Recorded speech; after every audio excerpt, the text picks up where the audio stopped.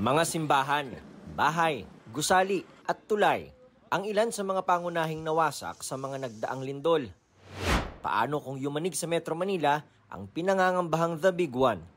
Ayon kay Engineer Danny Domingo, dating Pangulo ng Association of Structural Engineers of the Philippines, kung ang mga estrukturang pribado o panggobyerno ay nakasunod sa updated na Structural Code of the Philippines, kakayanin daw nito ang malakas na pagyanig.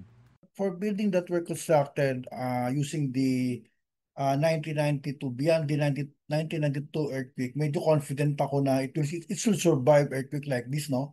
Kasi after the July 1990 earthquake sa Baguio, na-upgrade yung code, no? So, the design that conformed with the code after this 1992 earthquake should be able to resist or to withstand the earthquake. Bago kasi ang magnitude 7.8 na lindol sa Baguio noong 1990, hindi gaanong binibigyang pansin ang seismic detailing sa mga gusali o kung paano nito kakayanin ang malalakas na lindol.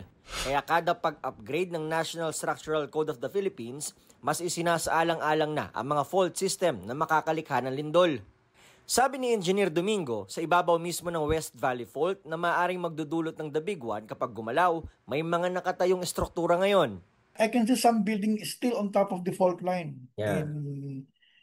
specifically in Pasig area, especially the non-engineered structure along the Taguig area. No, I hope it will survive. No, kasi I kasi there's so many residential area then.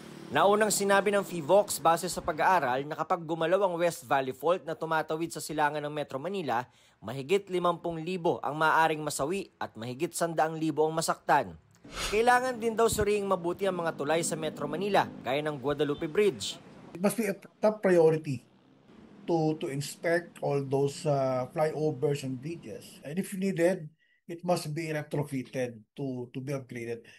Not only because of yung bugbog, no, but also code upgrades.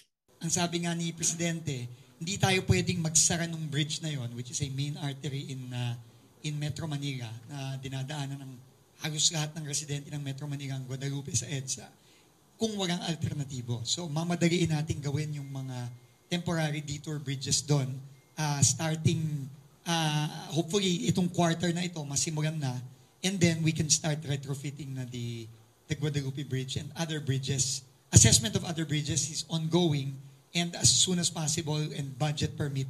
Sa 2015 version ng NSCP na ginagamit ngayon, kasama ng tinitignan kung gaano kalapit sa isang active fault ang isang gusali. At kapag nasa 15 kilometers mula sa fault ang itatayong gusali, required na magkaroon muna ng seismic study bago aprobahan ang disenyo. The seismic load calculation is based on the distance specifically from the valley fault system. So the closer you are, the greater seismic force that you have to use in your design. In our experience, kapag nag-X-ray kami ng mga building, usually yung mga buildings that were built earlier, masyadong malalayo yung mga anilyo near support, no. So that's one of our observation. So kaya mas worried kami doon sa medyo lumang building. No?